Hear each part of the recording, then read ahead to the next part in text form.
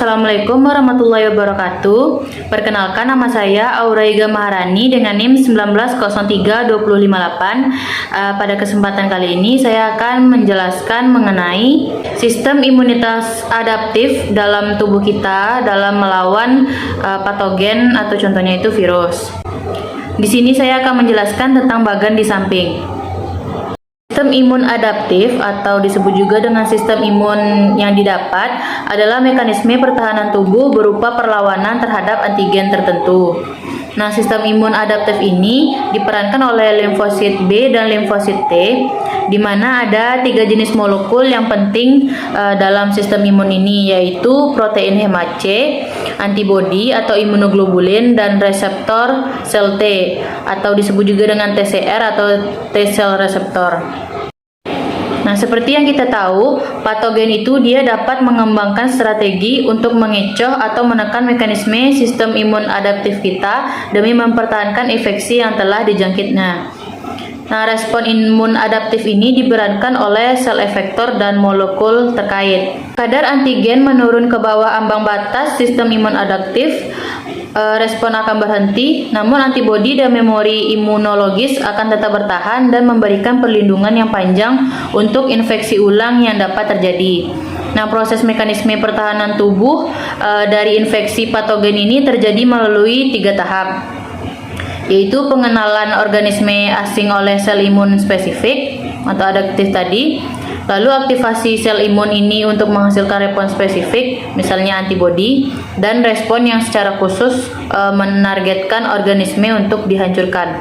Nah, seperti yang terlihat pada gambar, untuk induksi yang pertama terjadi saat sel dendritik yang berada pada jaringan tempat terjadinya infeksi terikat oleh antigen. Di sini antigen berupa virus dan teraktivasi menjadi sel penyaji antigen atau APC, yang kemudian akan bermigrasi ke dalam sistem limfatik dan berakhir di nodus limfa atau jaringan limfoid mukosa, disebut juga dengan MAL-T. Nah, sel T yang bermigrasi dari satu nodus limfa menuju ke nodus yang lain, nantinya dia akan menempel pada APC dan berusaha untuk mengenali antigen dengan memindai sel tersebut pada bagian MHC kelas 2. Nah, antigen yang tidak dikenali nanti akan segera ditinggalkan oleh sel T untuk dipindai oleh sel T yang lain hingga akhirnya dikenali.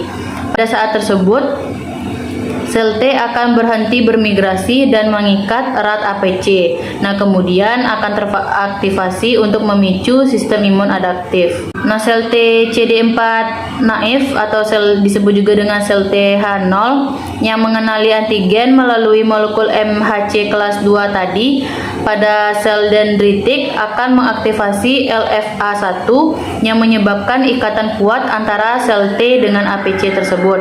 Nah, setelah itu akan terjadi proliferasi dan diferensiasi sel T yang akan menghasilkan sejumlah sel T CD4 baru yang fungsional. Nah, di sisi lain, virus juga menginfeksi sel epitel. Di dalam sel epitel yang terinfeksi oleh virus ini akan menempel pada protein MHC kelas 1 dan disajikan di permukaan sel T helper CD4 yang mengenali antigen yang tampil pada APC dan mengikat ke kompleks peptida antigenik pada protein MHC kelas 2.